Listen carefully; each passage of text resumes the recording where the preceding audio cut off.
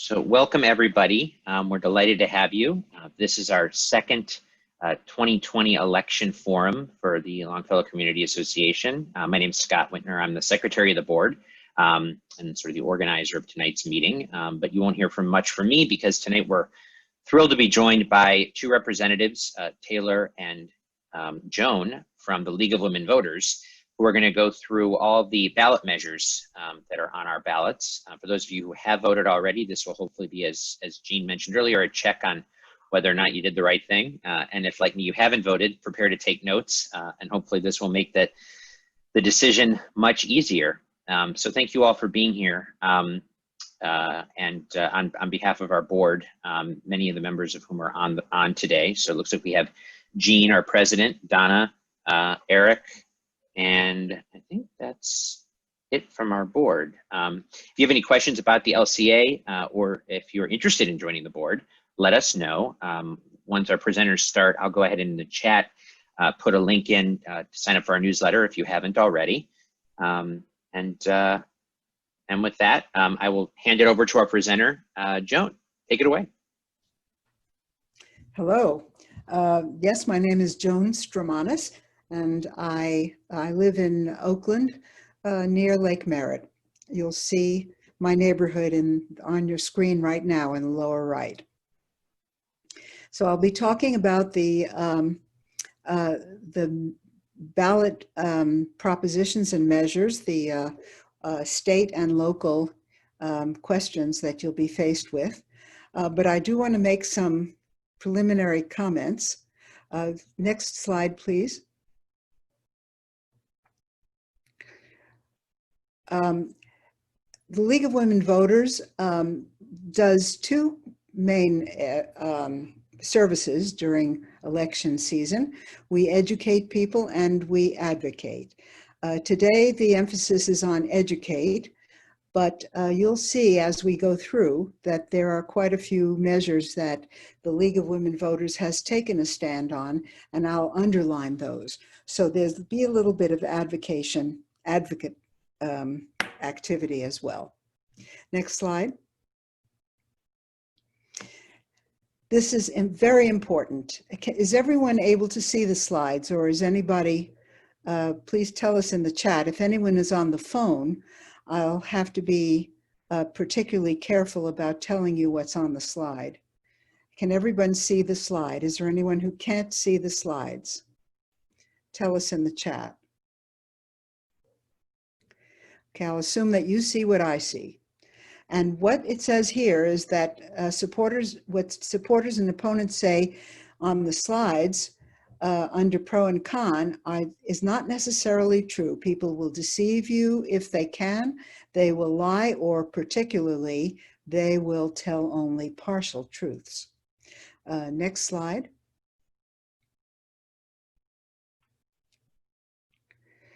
So you need to decide which you agree with, pro or con. And next slide. It'll be very important to see who is really sponsoring and funding these various measures, because that'll give you a clue about whose interests are being supported or opposed. Next slide. We will be going through, looks like it's 18 state, local, and county measures, and we'll try to get through every single one of them. Next slide.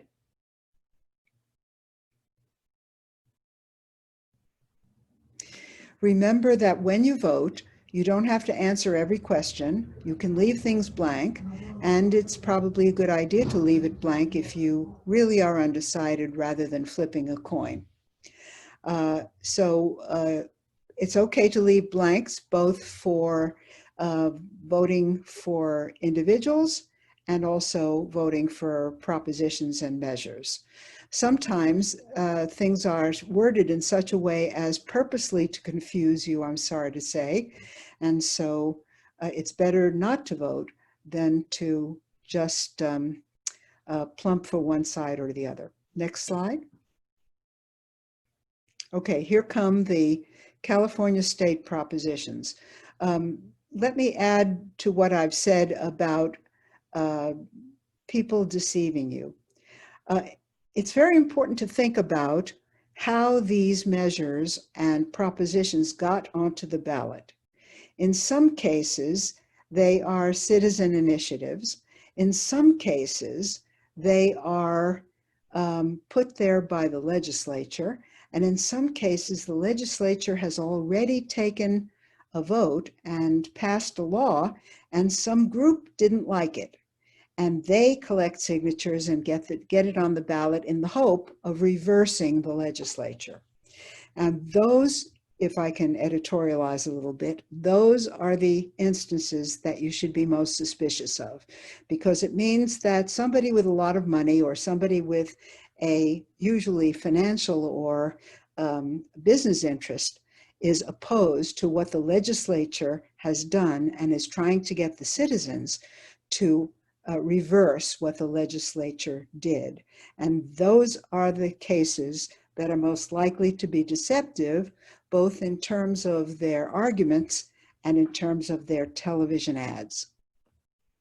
I've been seeing a lot of television ads about these propositions, as you have, and they are almost 100% misleading.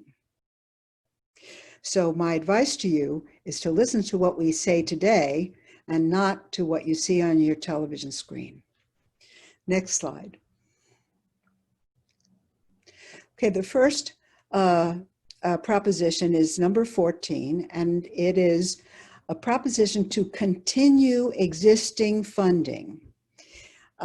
It's a bond, which means the money has to be paid back. And in this case, there has been funding for many years, and almost all the money has now been spent. There is some federal funding, but most of the funding comes from the bond issues, the bond issue that's before you now. A particular argument in this case, just to give you some background, is that California leads the nation in stem cell research. So don't think that if this bond is defeated, that some other state will take it up. That's unlikely. It's the California universities that are doing the bulk of this research. Next slide.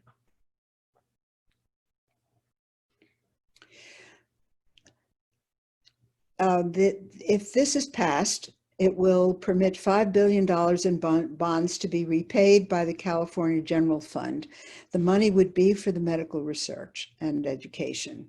And it's given out by grants, usually to universities, but also to nonprofit and private research groups, including pharmacy companies.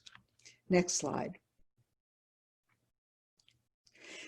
The budget effect is, as I've said, it will be necessary to repay $5 billion in bonds over 30 years.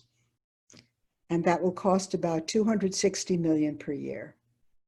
Well, that came a little fast. Okay, I think we're ready for it. Almost no money has been spent to defeat this, and a modest amount of money, comparatively, about $7 million, mostly from those who are hoping to get some of this money, has been put into the positive side. Howard Jarvis taxpayers being against it, you'll see that name over and over. That's an organization that hates all taxes, just to give you background information. Next slide. The arguments in favor: this research will help fight diabetes, cancer, Alzheimer's, etc. There's been a lot of basic research. 300 papers have been published so far using this kind of research in the previous incarnations of the bond. And it's important to continue this research according to the positive side. The negative side says maybe California has higher priorities with so many people out of work. Only 2 treatments have been approved so far. My understanding is that that number may be a little bit out of date, but a lot of the money is for basic research, not for treatments. And people on the board who would be spending this money are from institutions that receive the grants, which is true. Next slide. So this is what your vote means. If you say yes, it means continue this stem cell research and pay for it with a bond.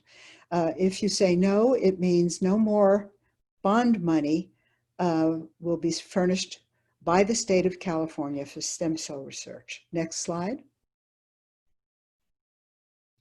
This is a new proposition, number 15. This is a proposition about how property is to be taxed.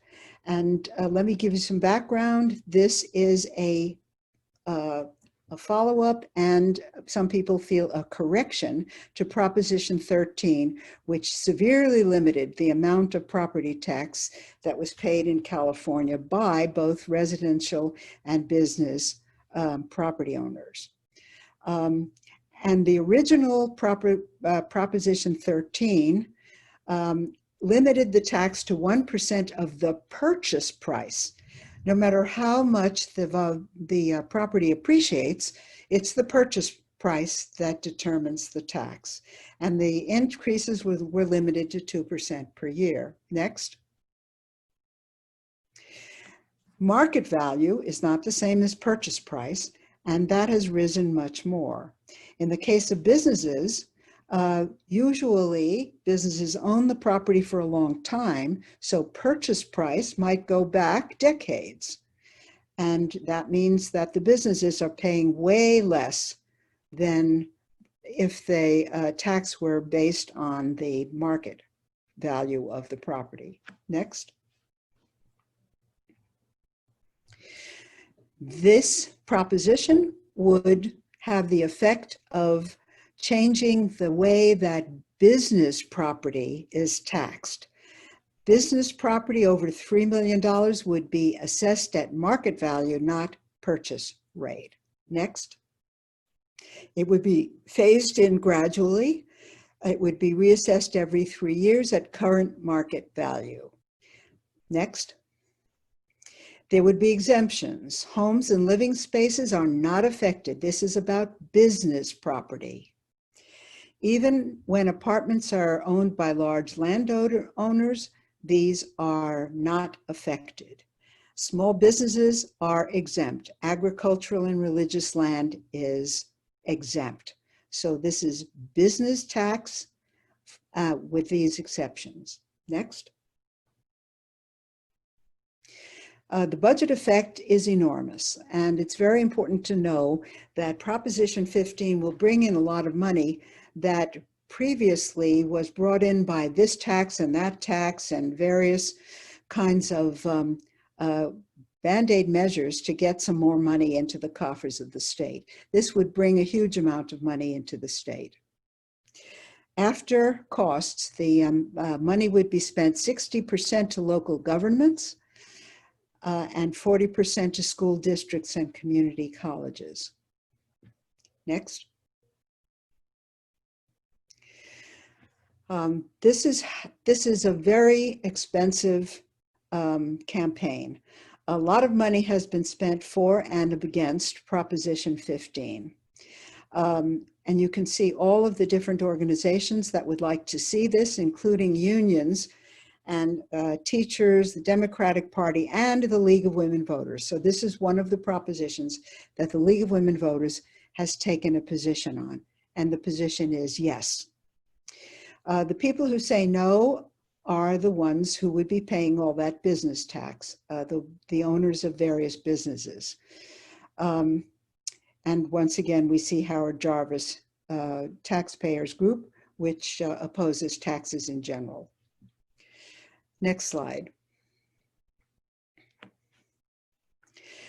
The arguments in favor of this proposition are wealthy companies should pay based on what the property is worth now, instead of the original purchase price, which, as we said, might have represented what they paid a very long time ago. And of course, the money will help pay for schools, fire, and other important services. A part of the money is actually allocated, is earmarked for firefighting. The people who are against it say higher business taxes will raise the cost of everything: food, gas, healthcare, and so on. And it will hurt smaller businesses. Remember that businesses that are worth less than $3 million are exempt. Next slide. So your vote means, if you vote yes, it will raise business property taxes, not residential property taxes, business property taxes. Next slide. We're on to Proposition 16. This is about affirmative action. Currently, Proposition 209 forbid affirmative action. This comes from the state legislature, and the state legislature wants a constitutional amendment so that affirmative action is permitted. It doesn't mean that affirmative action will automatically go into effect, but only that it would be permitted. So that means that diversity, race, ethnicity, or sex in public appointment and education would be allowed, not required, but allowed. Next slide.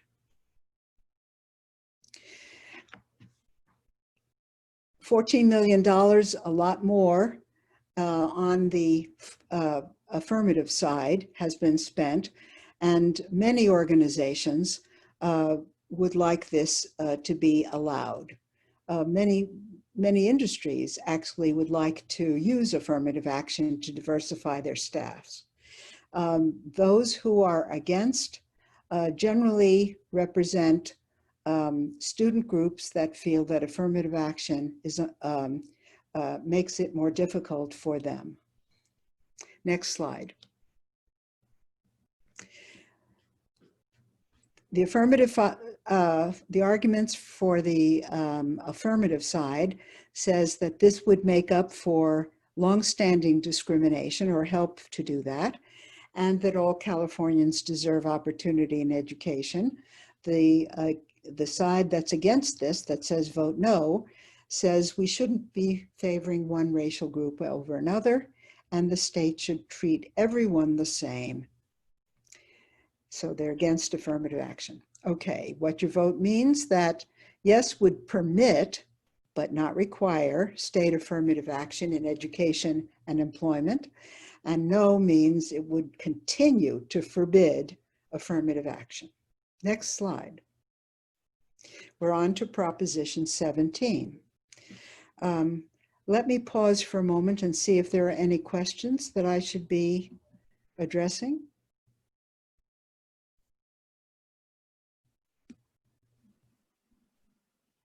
If you have questions as we go through, also feel free to contribute them to the chat, and we can address them when Joan pauses between propositions. Okay, good. Thank you. Now we're on to 17. This would allow people who are on parole to vote. And once again, this is from the state legislature and would constitute a constitutional amendment. It would change the constitution of the state so that felons can vote. Currently, felons can vote only after they complete both their prison terms and parole. Next slide. What this proposition would do would allow felons to vote when they leave prison, even when they are on parole. Next slide. Quite a few organizations support this, including the ACLU and the League of Women Voters, the Democratic Party, and other organizations as well. The Republican Party opposes this.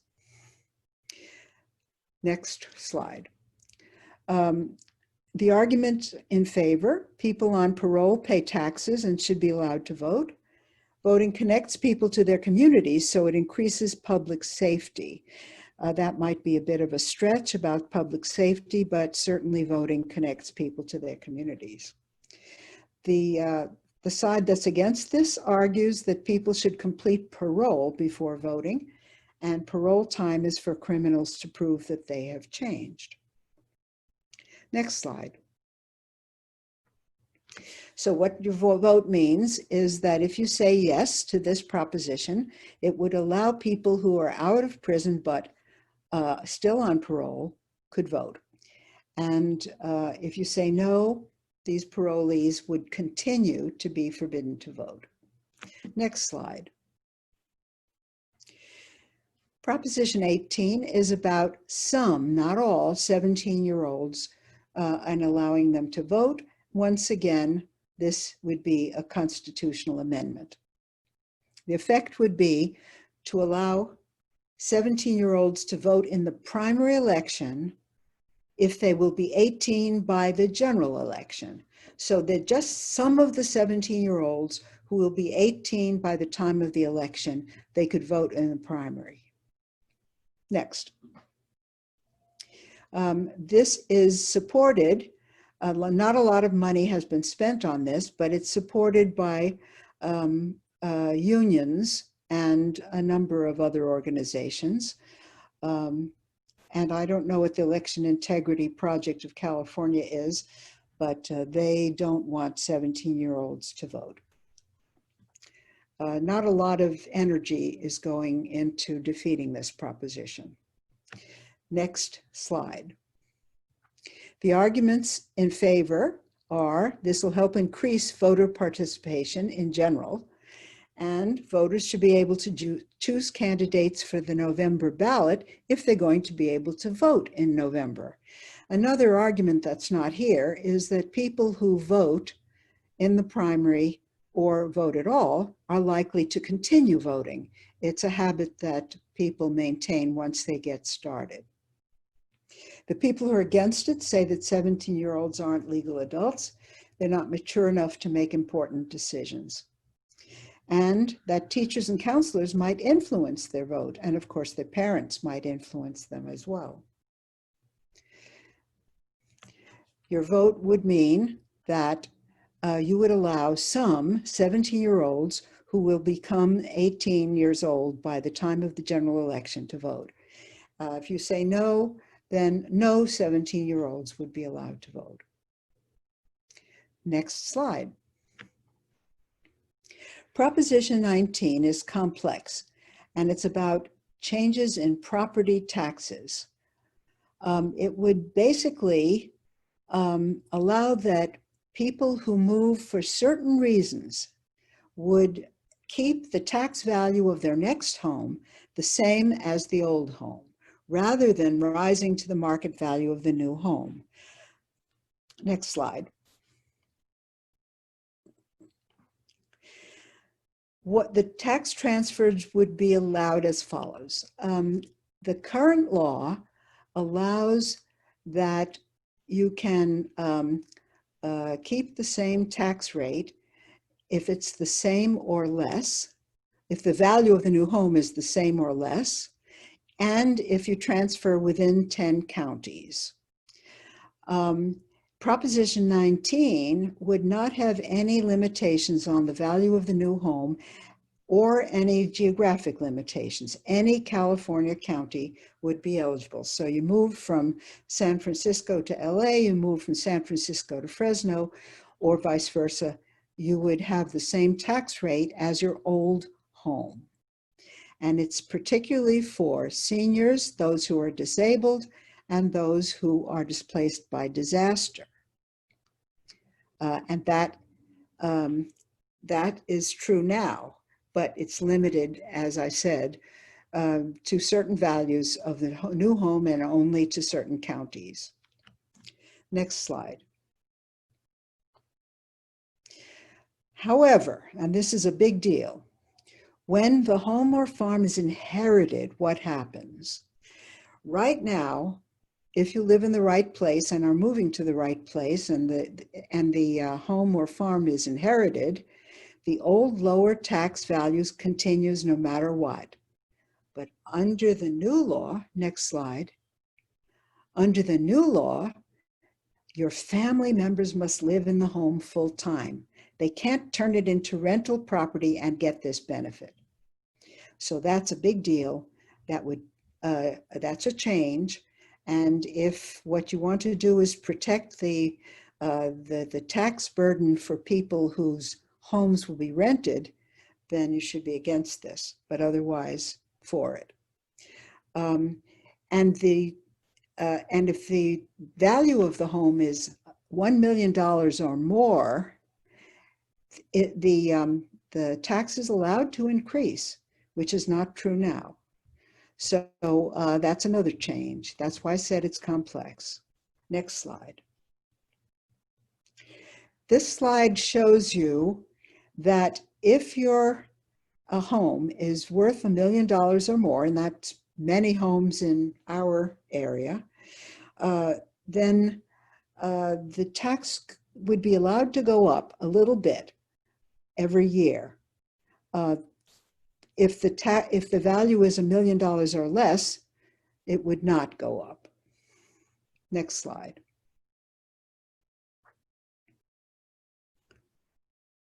I think that's the same slide. Next slide. Okay, this shows those counties that would be most impacted negatively because they have so many properties over $1 million. So their taxes would go up a little bit more than if the property were assessed at less than $1 million. Next slide. So what's the budget effect of this? There would be less property tax income from some homes, but more money from many homes. Those that are over $1 million and those that are put out to rent by children inheriting the homes from their parents or relatives. It would provide more money for schools. And some of the new tax money must go to firefighting. As before, some of these propositions are going to benefit firefighters and firefighting efforts. Next slide.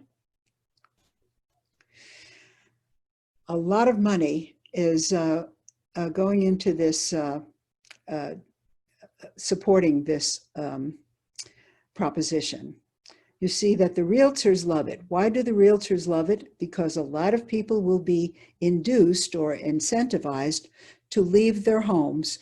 Maybe they want to downsize and they can maintain the same tax rate in their new homes. Or maybe they can sell their smaller homes and move to larger homes. All of that's good for realtors. The firefighters, of course, love it, and the California Democratic Party supports it. Those who are against, again, Howard Jarvis taxpayers, this is a group that doesn't like taxes. And a number of newspapers have argued against it as well. Next slide. Let's see what the arguments are. Those who support Proposition 19 say people should not pay higher taxes on their next home if they lose their home in a disaster or if they're elderly. This closes a loophole on inherited homes that are rented out. In LA County, 60% of homes that are inherited are rented out, and those people get a huge tax break that wouldn't be available to other income-producing properties. The people who are against this say, well, the voters already rejected this in 2018, and it could hurt families who can't pay the higher taxes on an inherited family home. Remember that this only happens if they rent it out or if the homes are of high value. Proposition 19.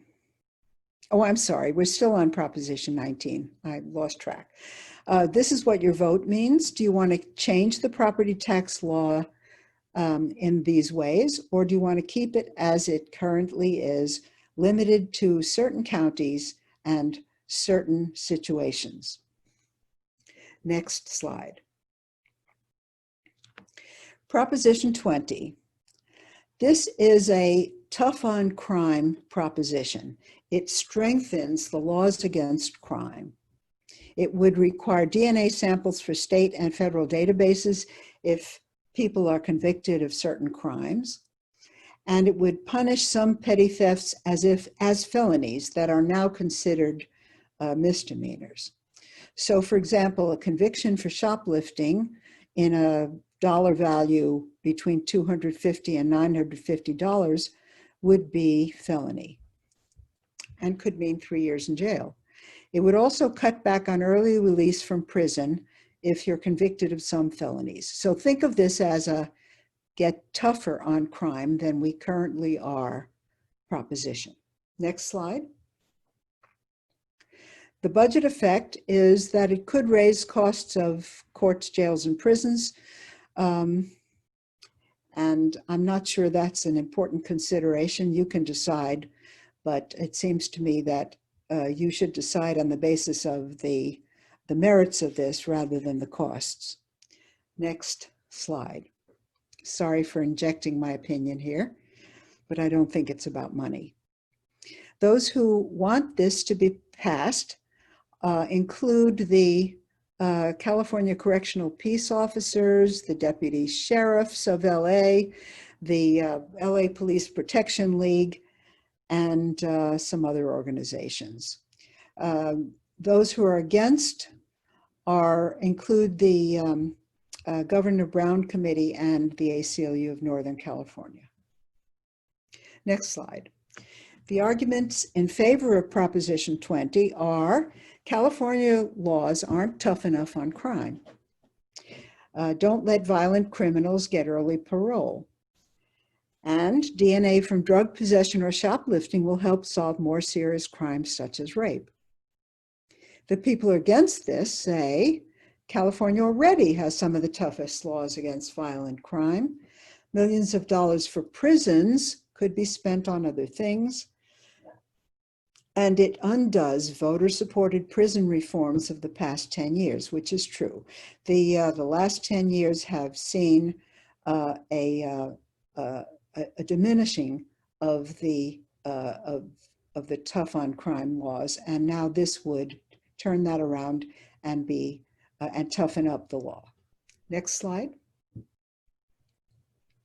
What your vote means, if you say yes, you want the laws to be harder on crime in various ways. And if you say no, you want to keep the laws as they are today. Next slide. Proposition 21 is about rent control. This is a citizen initiative, and what it says is that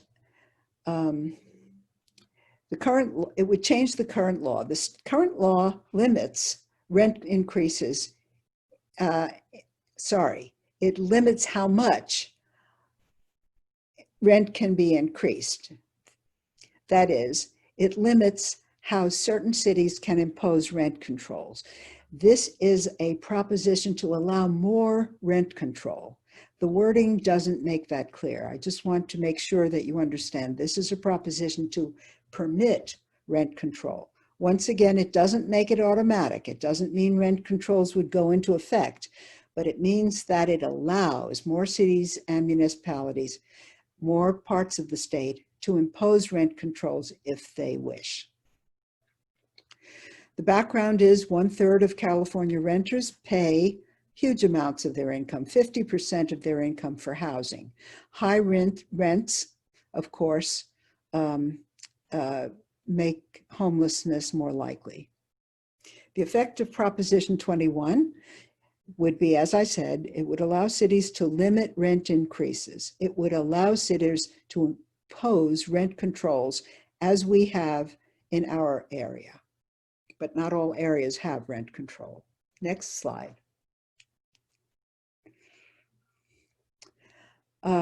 Currently, buildings that are 30 years old or older can have rent controls. This would make it possible for 15-year-old buildings to be eligible for rent control. Currently, when a new tenant moves in, the rent can go up any amount, just what the traffic will bear, whatever the market rate is. Under Proposition 21, only 5% per year for the first 3 years would be allowed as rent increases. So this is a degree of rent control statewide that would be imposed.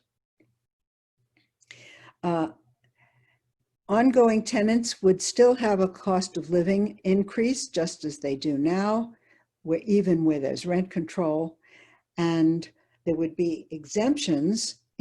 Exemptions would be increased. Right now, single-family homes are exempt, but under Proposition 21, people who own 1 or 2 residential units and put them out for rent would be exempt from rent control, so they could raise the rents. Next slide. The financial effect is that income in municipalities that impose rent control could have lower income because the landlords would pay less in business taxes because they're collecting less rent. Next slide. This is very strongly contested proposition. Those who are for and against are putting a lot of money into it. Those who are for it, allowing more rent control, include the ACLU, the Democratic Party, the Urban League, and some other organizations. It's opposed by mostly business interests and those who own businesses or profit from rental businesses, rental housing.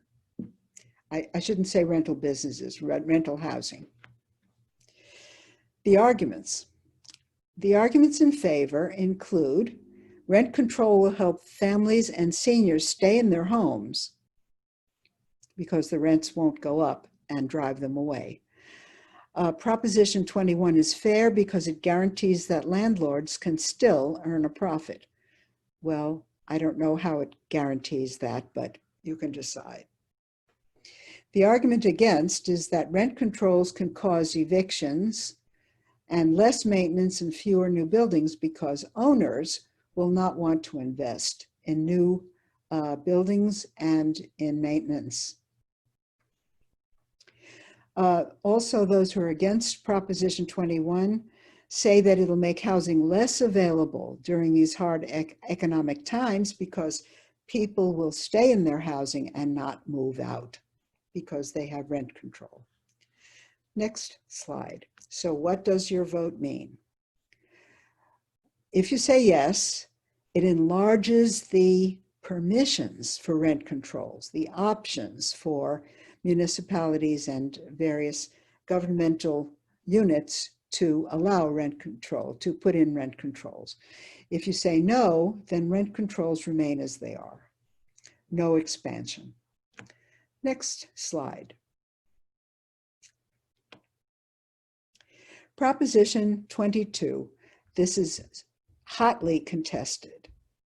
This is a proposition that was put on the ballot by people who are unhappy about what the legislature did in passing a state law saying that people who drive Uber, Lyft, and so on are employees, not contractors. If you want them to remain as independent contractors, then you should be against then you should be for Proposition 22. It's important to see what yes means and what no means. Yes means you want things to stay as they are with the drivers as independent contractors. The legislature wanted the opposite. They wanted them to be employees. And so naturally, Lyft and Uber put this on the ballot as a referendum on what the legislature passed. Right now, Lyft and Uber and the other gig companies are under court orders to comply, and they're appealing in court as well as through this initiative. Next slide. The effect if this is passed is that the drivers would be independent contractors. It would overturn the law that was passed by the legislature that says they're employees. They would also get a few more benefits. They would get 120% of the minimum wage. They would get some reimbursement for health insurance. This is a case where the television ads are misleading. They make it sound as if they would get health insurance. They would not get health insurance. They would just get some help with health insurance. And they would get some help with car maintenance expenses. Next slide. Independent contractors don't get overtime pay, pay for wait time between rides, paid sick leave, workers' comp, state unemployment insurance, or the right to unionize. But as employees, they would have all those rights. Next slide. A lot of money has been put into supporting this proposition by the industries that are most affected: Lyft, Uber, DoorDash, Instacart, and Postmates. This proposition is opposed by a number of other organizations, mostly unions, that say that the drivers should have the protections of employees. Next slide. The arguments are this. Those who support Proposition 22 say that the drivers want to be independent contractors. Well, certainly that would be true of many of the drivers, but not all. They also would say that forcing companies to hire employees would end hundreds of thousands of jobs. And if you believe the television ads, they say that these companies would leave California. My own opinion is that they wouldn't leave one of the biggest states, one of the biggest economies in the nation. So they would stay. That's my opinion. You can discount that if you like. The people who are against Proposition 22 say these companies don't want to pay basic benefits. And as employees, drivers would get benefits they deserve, such as sick pay and unemployment. Especially, this would be important for those for whom driving for these companies is their primary source of income. Next slide. I think that we've skipped a slide. Okay, this is what your vote means. Yes means that you believe that these drivers are contractors, and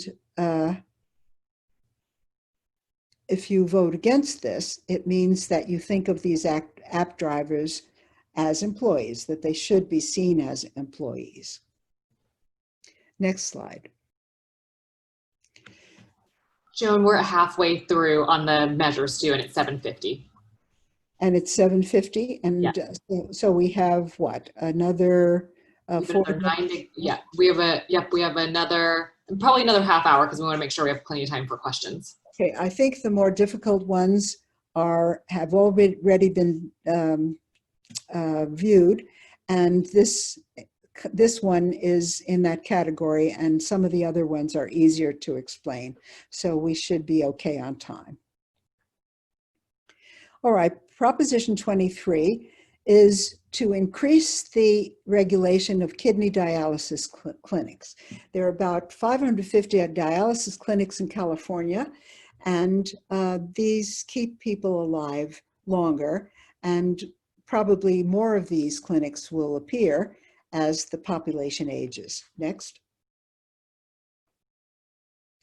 Most of the clinics are for-profit, and they're owned by two companies. Next slide.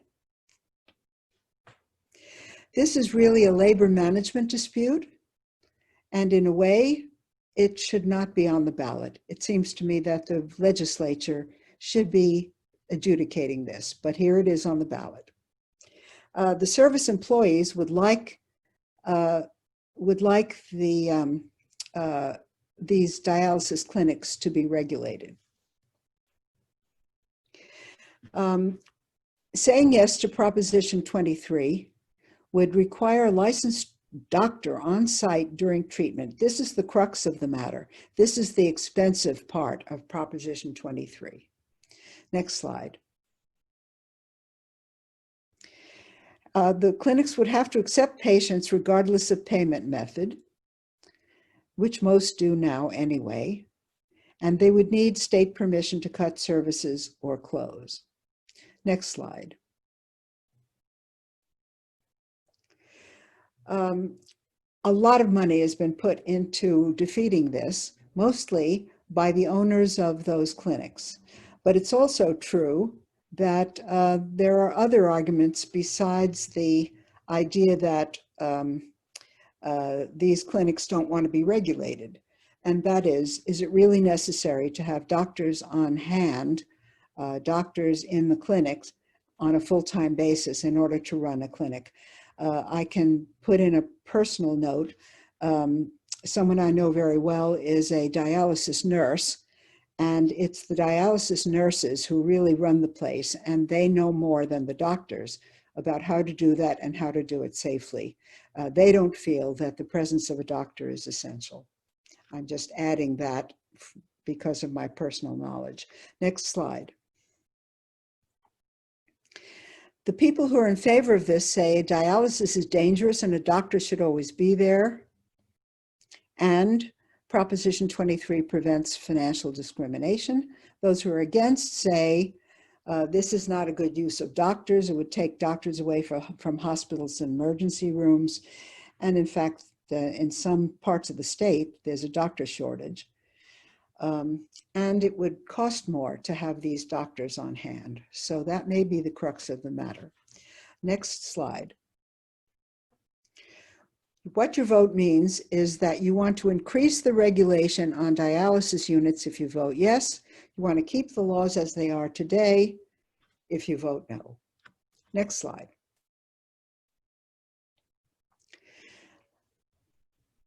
This is a looks like a consumer personal initiative. It looks like protections for consumer personal information, but there's more to it than that. And this is a very complex proposition that is, I think, designed to confuse. It's certainly true that internet companies commonly collect, store, and sell personal information to advertisers.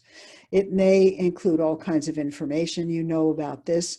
It could be your cell phone and GPS locations, your race, ethnicity, religion, and health information and other information. Next slide. The California legislature has already passed an internet privacy protection law. That's pretty strong. It allows consumers to learn what data is stored, to request deletion, and to opt out of the information being sold. Next slide. But under Proposition 24, consumers would have the right to correct misinformation and to say, don't share or sell my private information. Well, my understanding is they already have that right. Next, also, companies would be allowed to, now get this, this is very important, charge more to provide privacy. So you might have to pay for your privacy. And they would be allowed to collect and share your information if you leave the state. In addition, it would create a consumer protection agency if you vote yes. Next slide. Who is in favor of this proposition? It's quite a mixed bag, including some unions, and those who are against include the ACLU and the League of Women Voters. And it's interesting that the League of Women Voters has taken a stand against this, believing, I think, that the consumer privacy is already quite well protected and people would be charged more just to have their privacy protected. Next slide. The people who want this to pass say the tech companies should be stopped from tracking everything we do online. And this is somewhat misleading because they can't do that now. There would be higher and faster fines for violations, true, and it would create a new privacy protection agency, also true. The people who are against say this is very complex, and in this 52-page proposition, it gives a lot of power to the tech companies and allows them to charge you for privacy protection. And very important, you would have to opt out one website at a time to protect your privacy if this passes. Next slide. Your yes vote would change the 2018 law, which provides for privacy to a large degree. And no would mean that, according to the argument, that the 2018 law would be evaluated and perhaps improved in different ways. I think this is a very confusing Proposition 24, and I think that there are hidden benefits to the companies that that have your information and want to sell it. I think that that came through, but maybe I need to underline it. Next slide. Proposition 25 is about cash bail. The legislature, this is an example where the legislature did one thing. It replaced cash bail. They said cash bail is bad. And the cash bail companies, the ones that can make a profit from cash bail, said, we don't like that. Let's put it on the ballot and have the people decide. So this is a referendum on what the legislature did. In 2018, the California legislature eliminated cash bail. The law has not yet gone into effect because the opponents blocked it by putting this on the ballot. So you are being asked to accept or reject the law that was passed by the legislature. Next slide. I'm sure you all know what cash bail is, what cash bail means. It means that people can go home while awaiting their court date, and bail bonds help assure that they'll return on time. And if they pay the bail and return on time, they get all their money back, except for 10% that goes to the bail bond company.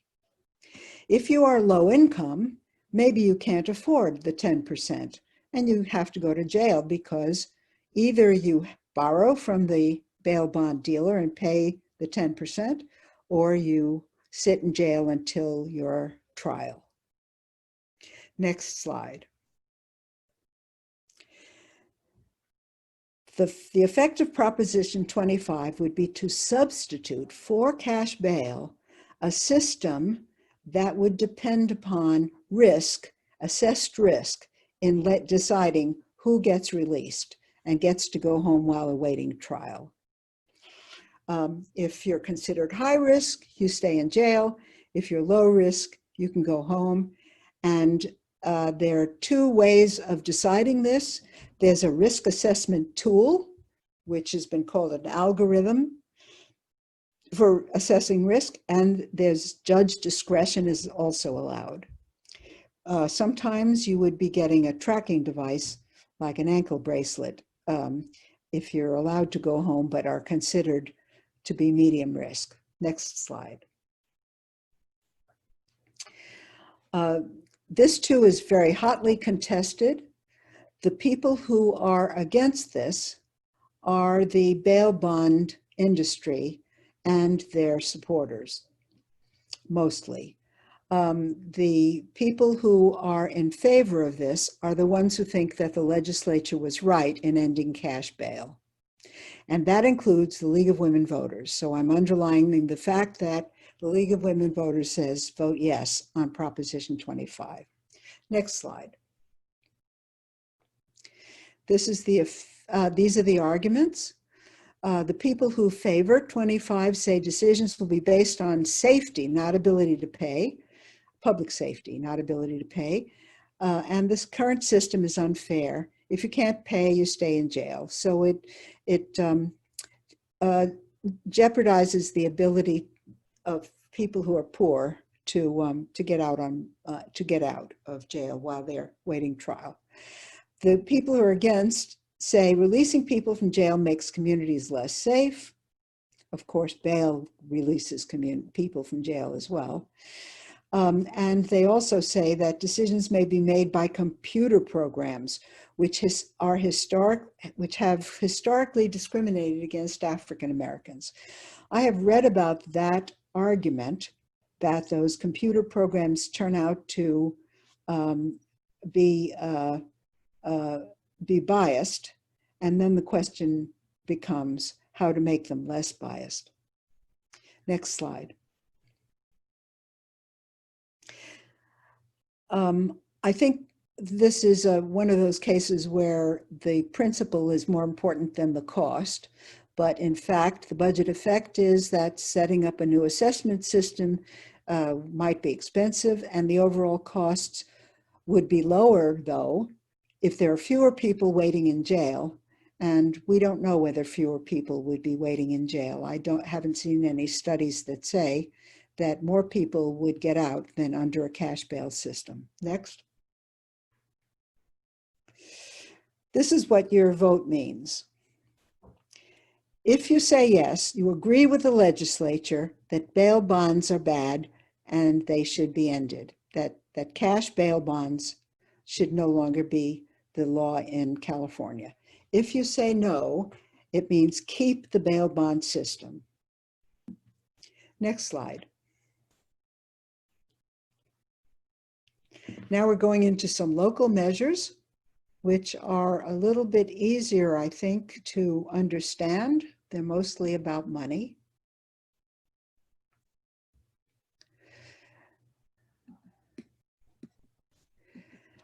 Measure QQ would allow young people to vote in school board elections. This would allow voters age 16 and 17 to vote in school board elections only. This is a campaign led by students, and they argue that the school board decisions affect them directly, so they should have a say. This was passed in Berkeley in 2016 and isn't yet implemented. The effect would allow the city council in Oakland to adopt this plan. And it was placed on the ballot by the city council. The fiscal effects are negligible. And next slide.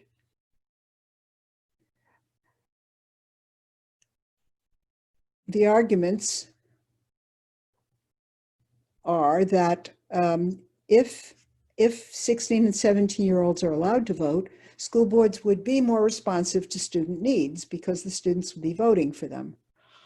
And I think this is a strong argument, voting at an earlier age sets lifelong patterns and will increase overall voter participation in the future.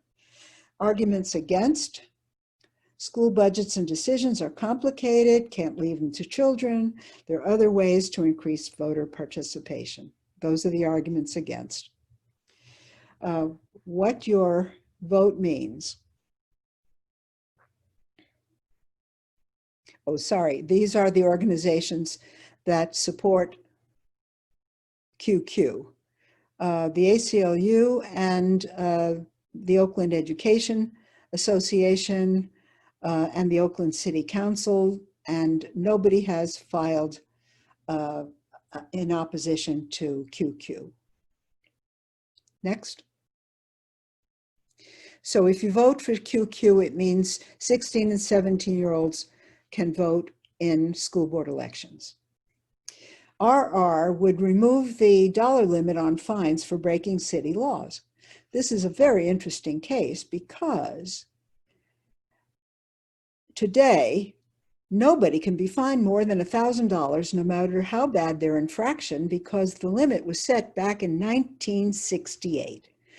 Major violations like illegal dumping are therefore fined at that rate. They can only be fined $1,000. The City Council wants flexibility to set fine limits higher than $1,000.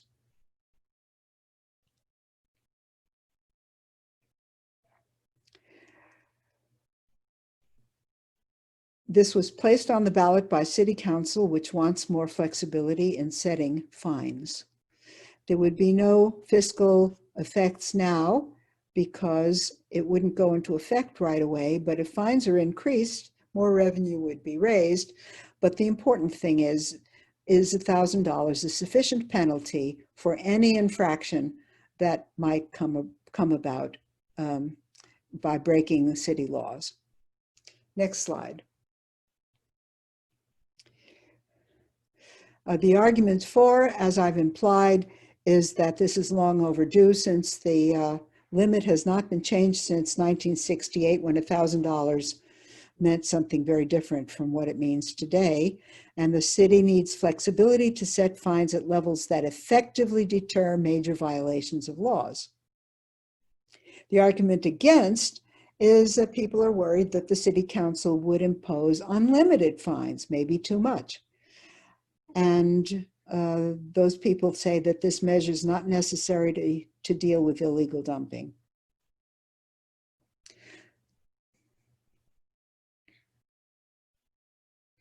Those who are in favor of this include a lot of civic organizations. Those who are against fines. Let's see, no, these are individuals. The taxpayers associations usually are against taxes. I don't understand why they would oppose raising the limit on fines. Next slide. Maybe the arguments are here.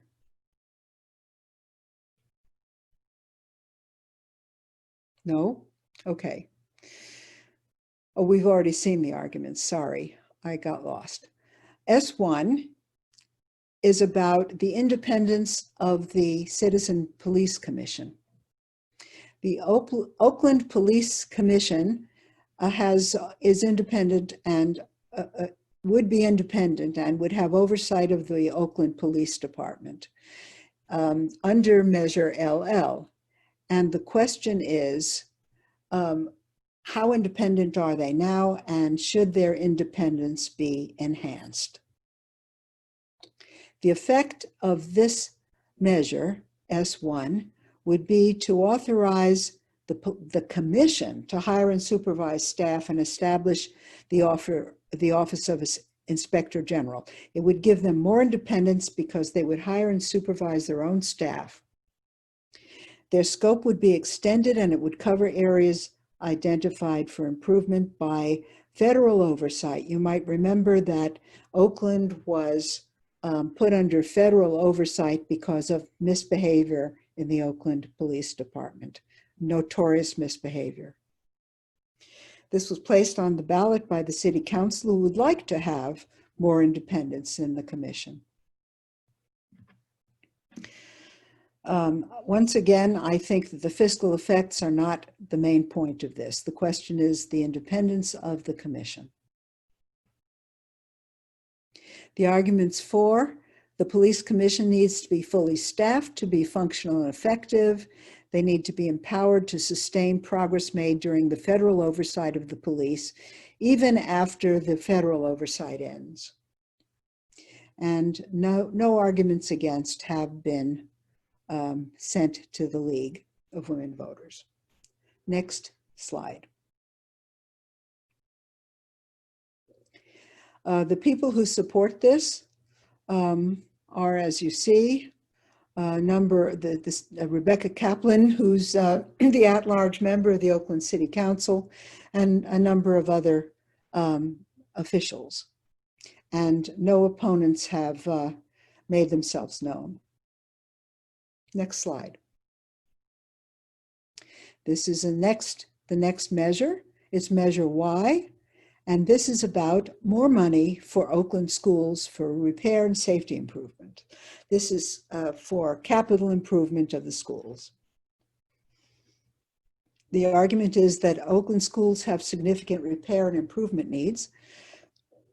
If this is passed, classrooms, science labs, and tech would be upgraded. Student safety and security would be improved. There would be more repairs to bathrooms, electrical systems, plumbing, and sewers.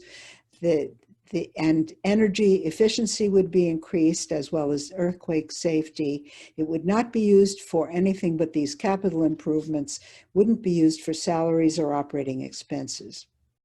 It's been placed on the ballot by the schools, by the Unified School District Board. This is a bond. It's a 30-year bond. It would raise $48.5 million a year for 30 years and would have to be paid back. By increase in property tax, $60 per $100,000 of assessed value. Next slide. In order to pass, it would require 55%. I don't understand the statute that makes that necessary, but let's believe them. Those who support this are a number of organizations. Now, it's not the League of Women Voters itself, it's the president of the League of Women Voters who's gone on record as supporting this. And opponents, it looks like once again, the opponents are those who oppose new taxes. Next slide. The arguments for Measure Y: the students need and deserve clean, safe learning environments. The projects developed and prioritized will be developed and prioritized with community participation and oversight. And the technology upgrades will support distance learning and social distancing during the pandemic. And it ensures that schools will have enough money to provide the match needed to get state funding for the same purpose. The arguments against are a bad way to pay for school repairs. Taxes are already too high. Basically, the argument against is we don't like to pay taxes. Next slide. Once again, a tax measure. This would increase the Alameda County sales tax by ½ cent. And some of this money would be used to alleviate homelessness. But it would go into the general fund: housing and services for homelessness, mental health services, job training, social safety net, and other general fund services. There's no allocation for homeless alleviation, but for any of these purposes, the money could be used in general. It would go into the general fund. Next slide. And it's placed on the ballot by the County Board of Supervisors. The sales tax would be in effect for 10 years.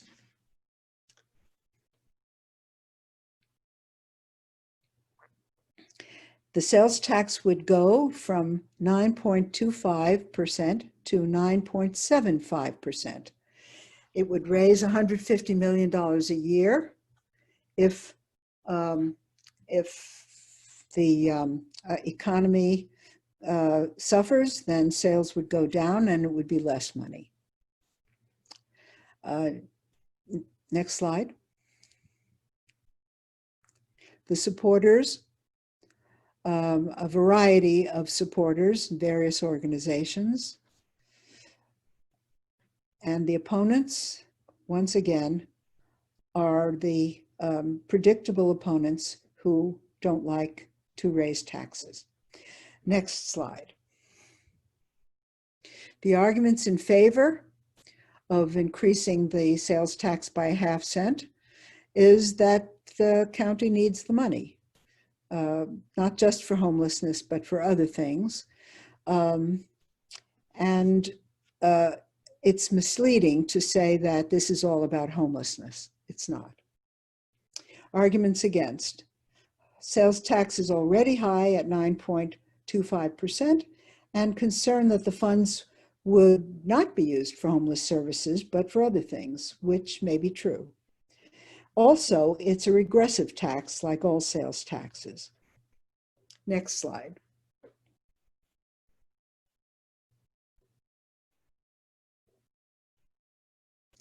Now, this is a very strange measure, Measure V.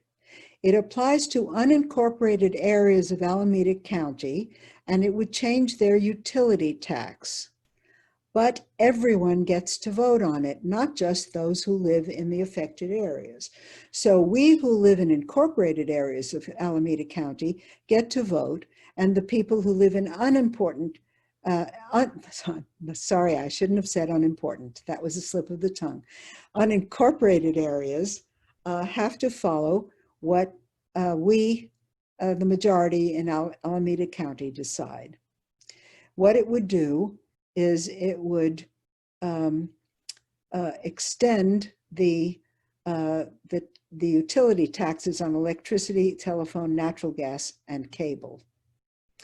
It would be in effect until June 2021, and it doesn't affect us. It would, I'm sorry, at the moment, the tax only goes till June 2021.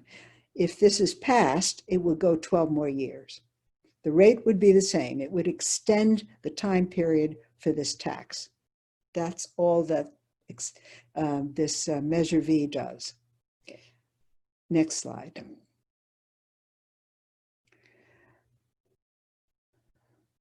The supporters are various interest groups in the county, and the opponents are those who don't like to extend or increase taxes. Next slide. The argument for is that this tax has been collected since 1992. This would just extend the time period for the tax rather than ending it.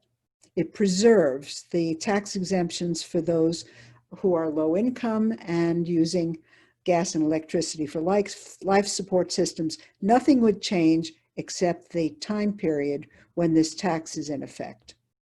The arguments against are that the county can spend the money any way it wants. There's no limitation in the measure, and there's no real accountability for how the revenues will be spent. It seems to me those two arguments are the same. There's really one argument. Next slide. Okay, this slide tells you how to register, how to check your registration, how to see your ballot, how to track your ballot, very important. If you mail your ballot, you might want to know that it really arrived. And you can go to where'smyballot.sos.ca.gov. And if you want to know want a summary of what the League of Women Voters has recommended on each of these, you can go to LWVO, League of Women Voters, Oakland.org. And I think that's all. Thank you, Joan. I'll let you take a rest for, you've been talking for quite a while, so thank you for that. As I just noted in the chat, if anyone has any questions for Joan, feel free to put them in the chat. She'd be happy to answer them. There are few enough people that I think people can just sort of, or if you like, just unmute yourself and ask. Just unmute yourself, or can we just see each other? Let's turn off the slides and see each other. If anyone has any questions, yeah, feel free to jump in. Getting some nice comments on, a lot of people said you did great on the chat, so that's nice. Oh, that's nice to hear. Thank you. All right, well, hearing none, before people start dropping off, I just wanted to once again, oh, go ahead, I'm sorry. Oh, looks like we have a question. Oh no, more thank yous. Well, while you're thinking, then let me just make a quick plug for the Longfellow Community Association's next meeting, which is going to be on November 10th. Mark your calendar. we're going to have a presentation from the Oakland Department of Transportation. It's going to talk about the repaving of West Street, which is really more than a repaving. It's also a whole reconfiguration. So you won't want to miss that if you live on or ever transit in and around West Street. Any other questions for our presenter? I will say, Joan, thank you so much. It was extremely beneficial. I've taken notes in my voter guide as expected. And some of them I definitely need to go back and do a little more research, but you've given me a great start, so I appreciate it. And I know I speak for others when I say we appreciate you and the League of Women Voters making this these presentations available to the community at all, let alone at no cost. So. And as you do more research, please be careful because some of these are deliberately designed to mislead.